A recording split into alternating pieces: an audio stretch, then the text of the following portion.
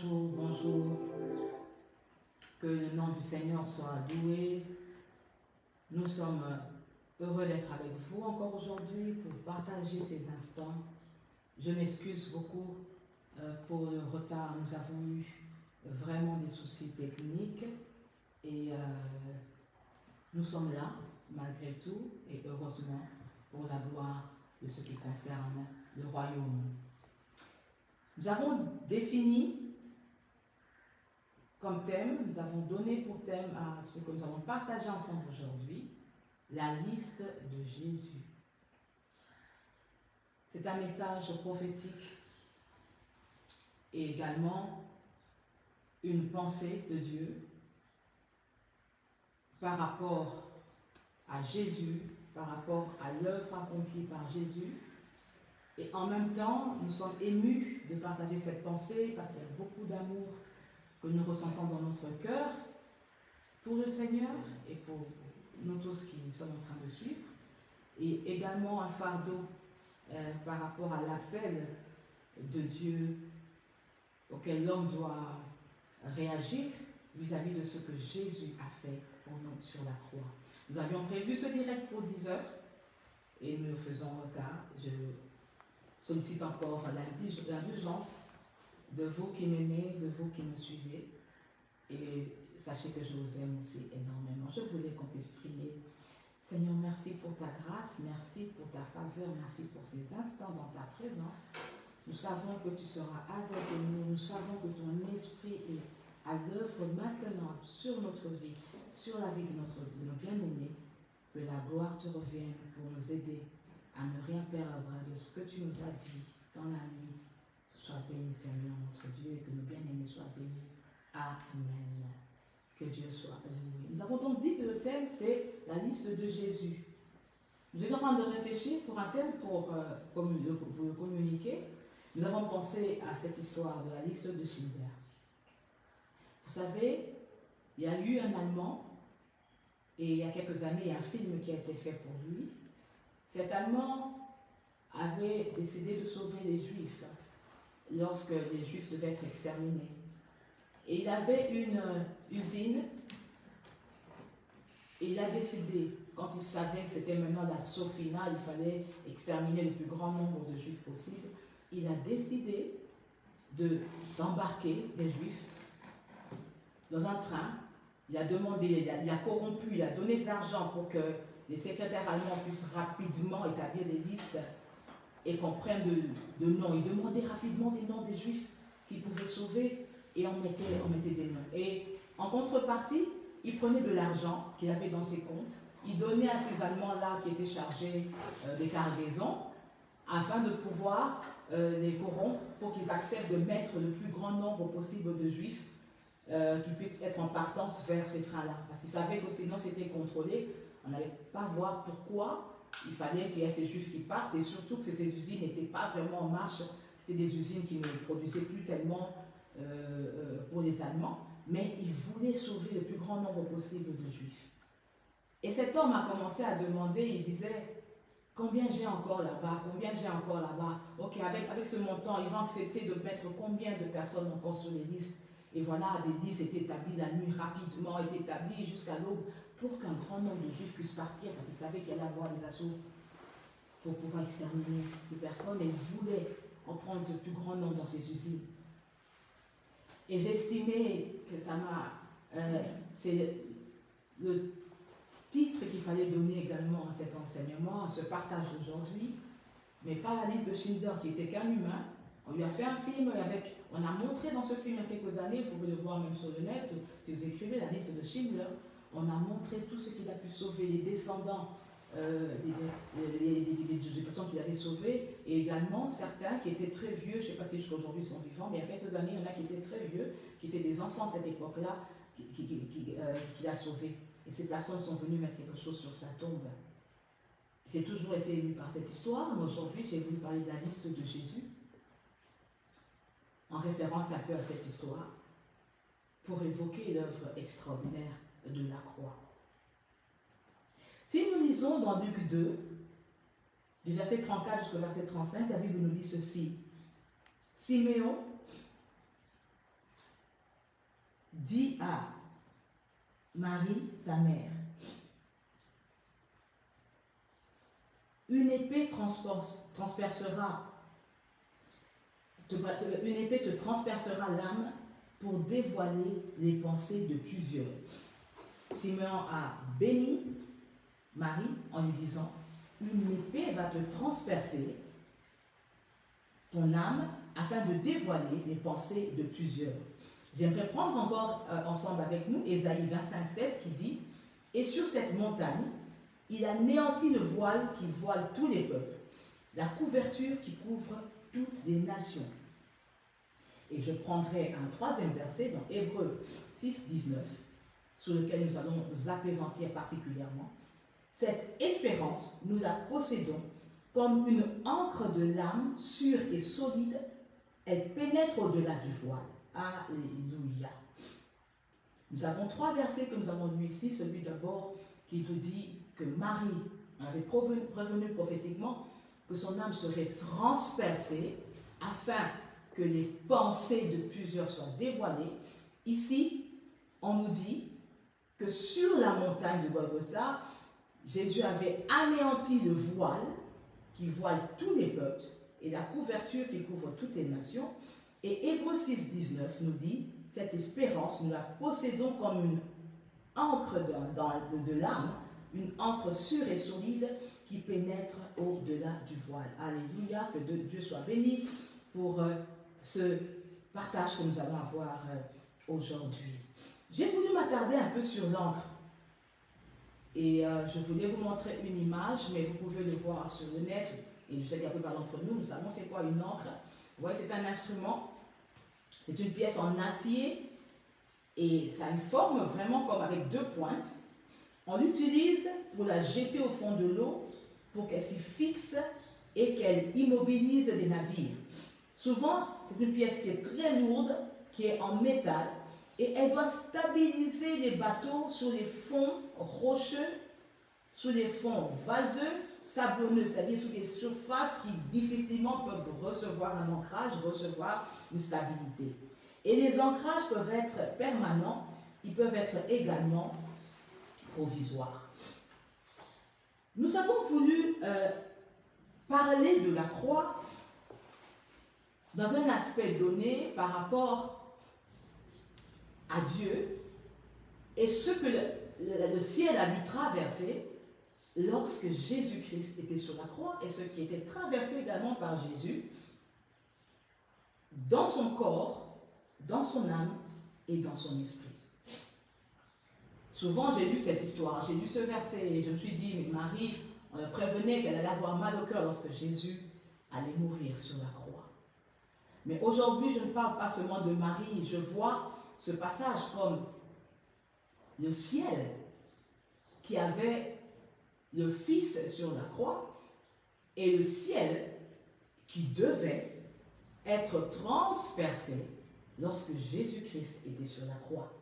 Marie représente pas seulement la mère de Jésus, Marie représente, dans cette prophétie, on prévenait que le ciel serait traversé par une épée, serait traversé par une encre au moment où le Seigneur Jésus devait stabiliser l'humanité et faire le pont entre le ciel et les hommes.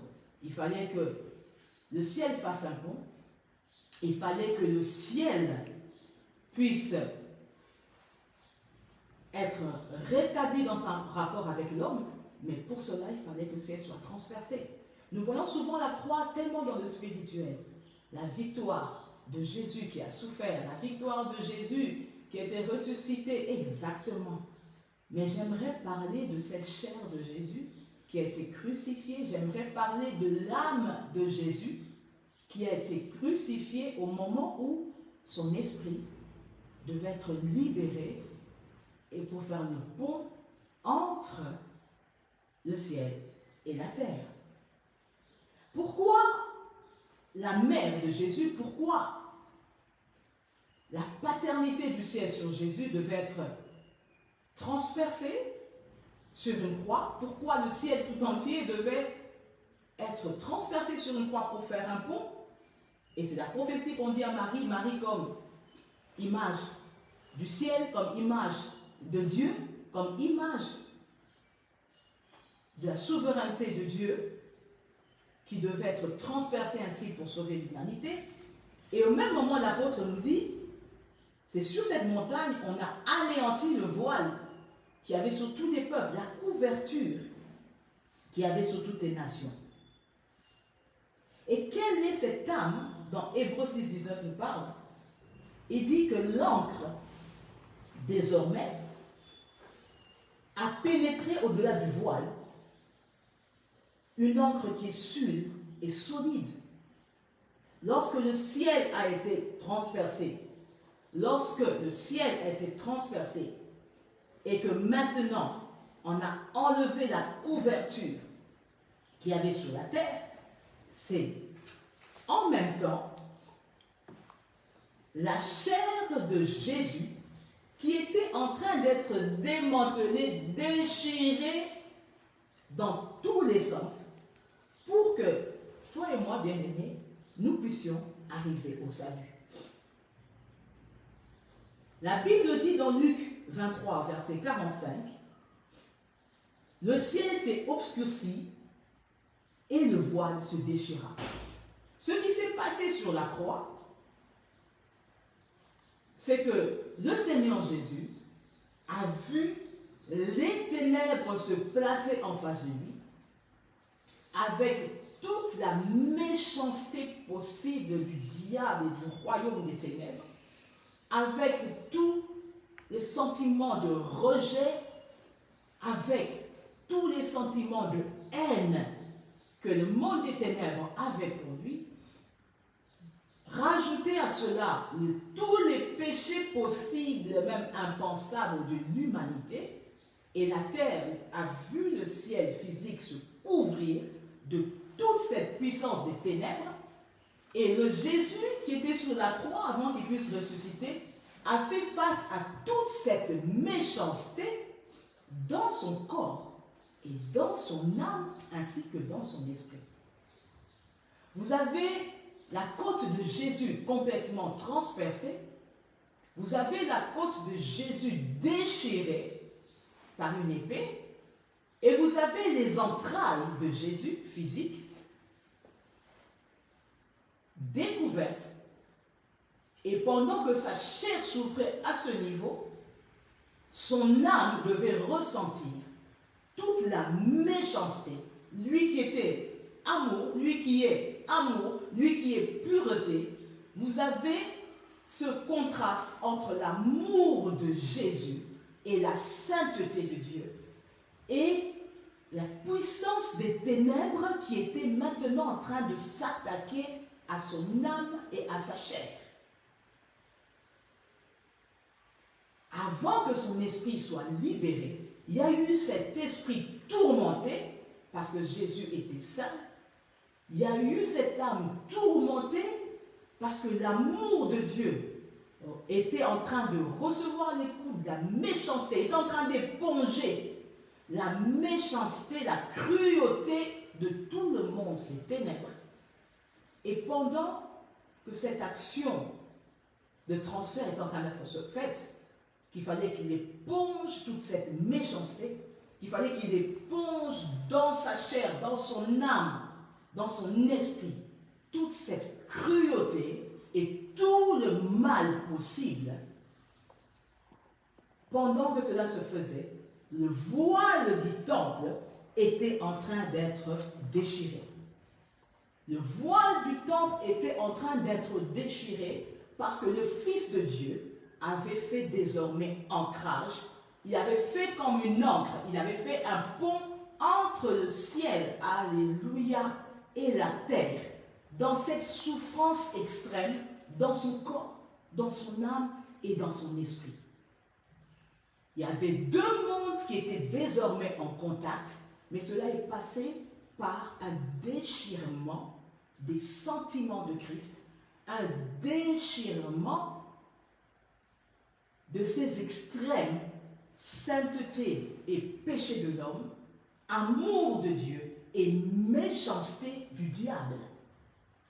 Il y a un homme appelé Desh Elut. Je l'ai vu sur Internet dans le site, dans le journal qui s'appelle Vivacité.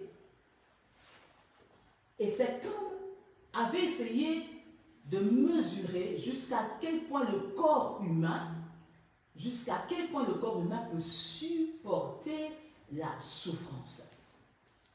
Et cet homme a dit, il est parti en Iran pour voir les températures les plus élevées, et il dit, à un certain niveau de température, le corps n'arrive même plus à transpirer, et à un certain niveau de souffrance, quand il fait des températures trop élevées, c'est-à-dire soit il fait trop chaud et c'est sec, soit il fait trop froid et c'est sec, ou alors c'est chaud et humide, ou alors c'est froid et humide, donc dans les extrémités des températures, le corps est obligé de s'appuyer sur le mental. Il a expérimenté cette chose dans les températures élevées et il dit, tu ne sais même pas trop t'hydrater pour aider ton corps à ne pas disparaître, tu es obligé d'attendre peut-être le soir pour t'hydrater alors que tu as soif. Et cet homme, son expérience nous a aidé également à comprendre ce que Jésus, au-delà des températures humaines, ce qu'elles peuvent produire sur le corps, ce que Jésus a pu vivre dans des températures spirituelles aussi différentes. Vous savez ce que le chaud et le froid peuvent produire? En même temps, brûlant et froid, prenez une poêle, une casserole qui vient du feu directement, mettez de l'eau froide dessus, vous voyez une réaction chimique. Imaginez la réaction de l'âme de Jésus, de l'âme du ciel, lorsque le Fils si saint est en train de pouvoir recevoir pour éponger la méchanceté de l'humanité, la méchanceté du diable. Et en ce moment-là, c'est tous les ténèbres qui sont suspendus à Jésus. Il n'y avait pas d'activité de chercher à faire pécher quelqu'un, d'emmener un démon d'impudicité. C'est toutes les ténèbres sont venues obscurcir complètement la terre, se mettre en face de Christ et lui manifester tout ce qui est possible de manifester comme méchanceté, comme rejet, comme péché.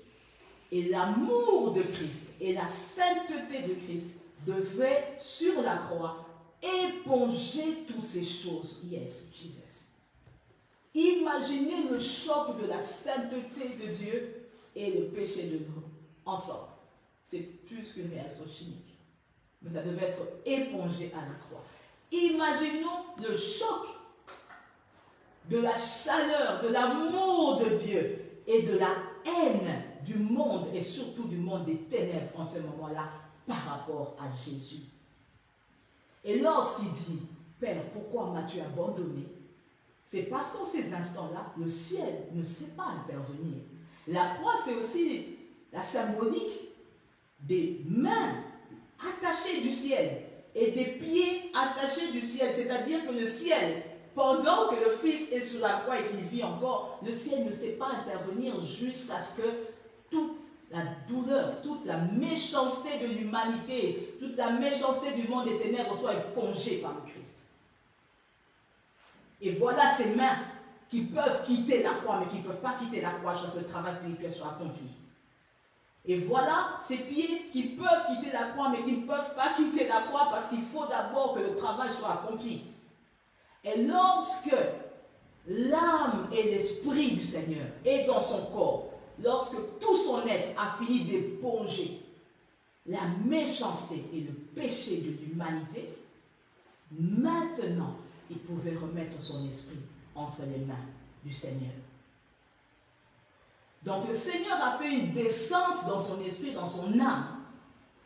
Une descente aux enfers d'abord.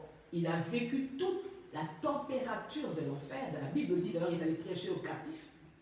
Avant de ressusciter et d'être le Christ, aujourd'hui, qui nous offre la croix. Et on peut dire aujourd'hui, voilà l'œuvre de Christ. Jésus a accompli cette œuvre et nous sommes sauvés. Une encre terrible, bien-aimée. Une encre terrible qui a déchiqueté l'âme de Dieu lui-même. Le voile n'a pas été déchiré par une main d'homme. Ça veut dire que c'est Dieu lui-même qui vient se déchirer. Dieu lui-même qui vient se déchirer. Dieu qui vient déchirer son esprit, c'est impensable, qui vient déchirer son corps, qui déchire l'âme de son Fils, afin d'éponger mon péché, ton péché, le péché de toute humanité. Bien-aimé dans le Seigneur, de la même manière aussi que ces ténèbres s'étaient placées en face de Jésus, la terre était couverte de ténèbres. Prophétiquement, lorsque la terre se couvre de ténèbres, la manifestation de la croix se produit. Parce que, à cause de ce que Jésus a subi sur la croix, chaque fois que les ténèbres vont se placer devant la terre, le Seigneur manifeste la résurrection de ses promesses pour la terre, la résurrection de plusieurs, le salut d'un grand nombre à cause du travail douloureux accompli dans le corps, dans l'âme, j'aimerais encore dire dans la chair de Jésus. Il y a des passages forts de l'apôtre Paul, il y a des versets très forts où il dit que ce voile, le chemin, nous l'avons obtenu dans Hébreu. Je n'ai pas exactement le verset ici, mais dans Hébreu, il dit nous avons obtenu cette nouvelle route, cette nouvelle entrée, et le voile a été rompu à cause de la chair de Jésus. À cause de la chair de Jésus. Une chair déchiquetée qui ne pouvait même pas s'appuyer sur le mental, parce que le mental du Seigneur était complètement touché. Mais l'amour de Dieu, l'amour de Jésus a eu la force de dire, Père, pardonne-leur, car ils ne savent pas ce qu'ils font. Un ancrage qui n'est pas un ancrage provisoire, mais il y a des personnes qui décident que l'ancrage de Jésus soit provisoire, mais c'est un ancrage permanent, parce que toute personne qui vient accepter le pont que Jésus donne, il entre dans ce rideau, dans ce voile, dans ce pont qui a été créé entre le ciel et la terre par cette chair qui était complètement meurtrie. Un ancrage qui veut dire également que pour que nous puissions rejoindre définitivement le ciel, il faut passer par ce pont que Jésus donne, mais le pont, ce n'est pas seulement pour venir s'y mettre et dire Jésus, je prends l'ancrage, il faut demeurer sur l'ancrage. On peut décider de sortir du pont, on peut décider de quitter le pont il est là. Mais il faut chercher à demeurer dans l'ancrage pour qu'il soit permanent, parce que lui donne un ancrage permanent. Mais il faut encore rester sur le bateau, il faut rester sur le pont, afin que le contact reste établi. J'aimerais terminer par dire quelque chose. Force du travail douloureux accompli par Jésus sur la croix. C'est pour ça que l'humanité refuse d'accepter quelquefois comment est-ce qu'on peut parler d'un sacrifice douloureux, comment est-ce que le Seigneur aurait donné, mais malheureusement, c'est la vérité, même si on refuse de la croire, et c'est le seul chemin pour passer au ciel. Avec un tel amour, avec une telle sainteté qui a permis un tel déchirement pour que nous soyons sauvés, voilà pourquoi le jugement est pour ceux qui refusent la croix. Avec un tel sacrifice, avec un tel déchirement accepté pour éponger le péché de l'humanité, Jésus s'est offert une liste, mais une liste sous laquelle il n'y avait pas de nom préétabli. Schindler avait pris l'argent dans son compte et chaque fois il disait j'aurais pu en sauver combien, j'aurais pu en sauver combien. Lorsqu'il a vu que c'était fini et qu'on a quand même tué d'autres juifs, il disait en partant j'aurais pu en sauver combien. Et c'est la question que Jésus s'est posée à la croix. Il a dit si je peux en sauver le plus grand nombre, j'accepte de souffrir de cette manière.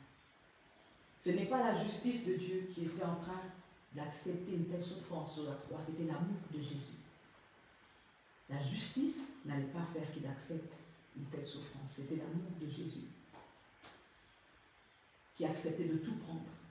Mais parce que son amour acceptait de tout prendre, sa justice refuse maintenant que ceux qui refusent la croix puissent accéder au ciel.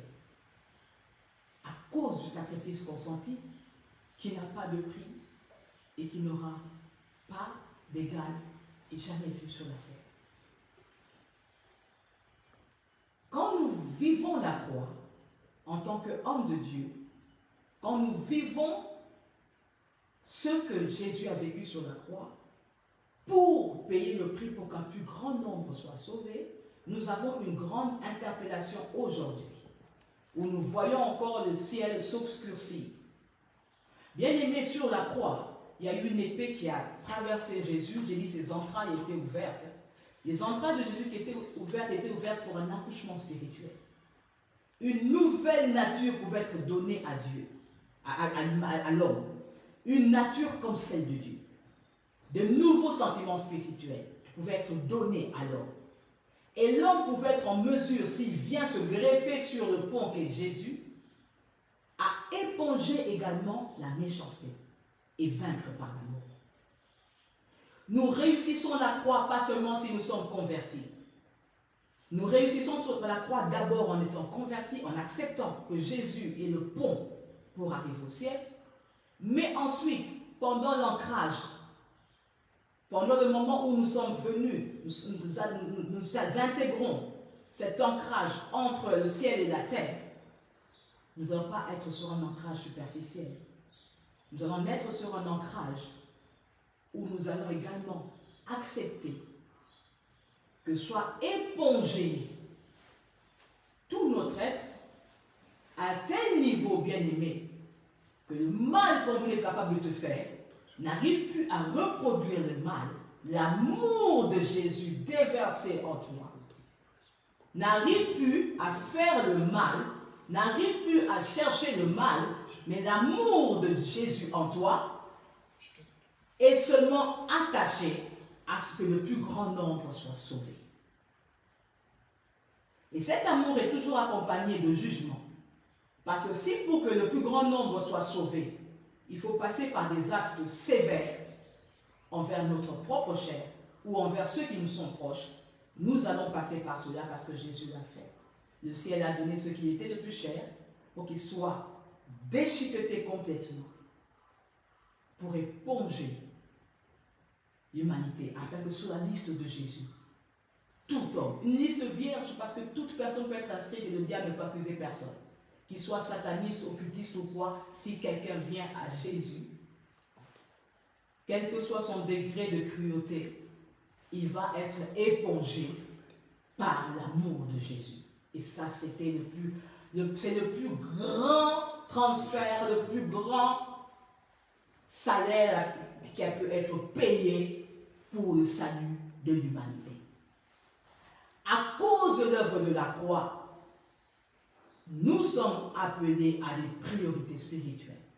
Nous ne pouvons plus continuer de vivre par rapport à nos priorités, remplir nos comptes en banque, avoir le plus de maisons possible, le plus de véhicules possible, satisfaire tout notre confort possible. Nous devons penser combien doivent être encore sauvés. Parce que les ténèbres sont en train de remplir la terre. Nous, notre priorité doit être combien doivent être encore sauvés. Pas combien doivent nous connaître le plus. Pas combien doivent remplir nos églises. Pas combien doivent nous aimer. Combien peut-on encore sauver avec ce que nous avons? Bien-aimés, quand l'heure est grave, dans les moments de guerre, personne ne s'achète des vêtements, personne, dans les moments de guerre, on comptabilise pour vivre décemment, mais pour épargner pour la guerre. En moment de guerre que nous sommes, je parle à quelqu'un. Tu peux aider l'évangélisation là où tu es. Tu peux aider un homme de Dieu que tu connais. Vous pouvez monter, les chrétiens peuvent monter. Une personne qui me suit peut être en mesure de monter une chaîne chrétienne qui peut encore évangéliser. Des chrétiens peuvent se mettre ensemble pour des nouveaux câbles sur lesquels on va atteindre encore beaucoup de personnes pour évangéliser.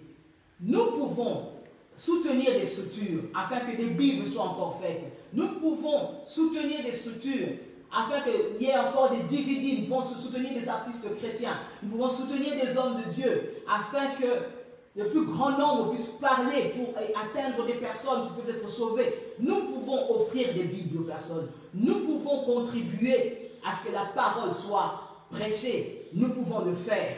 Nous pouvons soutenir le travail. Je vois sur Internet des choses extraordinaires. J'ai suivi quelques épisodes du prophète Francine Gawala, que j'appelle mon cousin et que j'aime beaucoup. Je respecte beaucoup son ministère. Il a apporté lui-même beaucoup de choses dans ma vie et j'aime le soutenir et j'aimerais le soutenir davantage dans l'avenir. J'ai suivi un travail extraordinaire qui est fait sur net. Je vois le pasteur Freddy Mwamba qui, depuis le confinement, presque tous les jours est en direct. Vous voyez des hommes de Dieu, le pasteur Jean-Louis Tadi. Vous vous dites, mais donc c'est comme si il n'y a plus de vie de famille. Ils sont là sur le net. Ils sont là sur le net, pas pour leur ministère. Ils sont là pour Dieu.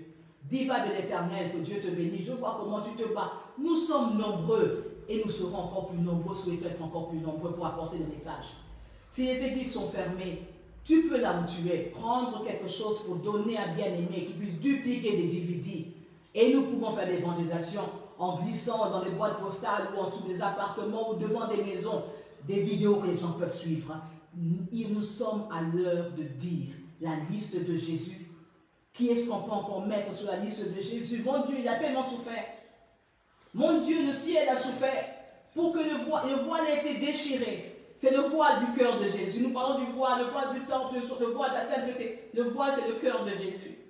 Le voile, c'est le cœur de Dieu qui a été transpercé, pas pour qu'on puisse vivre comme s'il n'était pas là. C'est pour qu'on ait le relais. Que par nos mains, on puisse désormais mettre un peu le confort de côté. Vivre dans un confort, ce n'est pas mauvais. Mais je dis, maintenant, réduire un peu les dépenses par rapport à certaines choses pour investir par rapport à l'œuvre de la croix. Vous pouvez partager. C'est gratuit, c'est quelques mégas. Vous pouvez partager quand les hommes de Dieu donnent des messages, prêchent. Vous pouvez partager. Ça vous permet aussi que vos amis puissent écouter l'évangile. Vous pouvez le faire. Vous pouvez partager sur Facebook, sur YouTube, sur WhatsApp. Vous pouvez contribuer dans tous les ministères possibles pour que ces ministères puissent être entendus par plusieurs. Vous pouvez faire des actions, créer des banques qui peuvent aider les églises ou les serviteurs de Dieu. Créer des banques qui peuvent aider des personnes en contrepartie de les emmener à l'évangile. Vous pouvez créer des ONG, faire des choses substantielles financièrement, parce que l'évangile avance avec l'argent, financières, substantielles, qui peuvent faire avancer l'évangile et faire écouter l'écho du temps de la fin à plusieurs. Hommes de Dieu, organisons des conférences eschatologiques.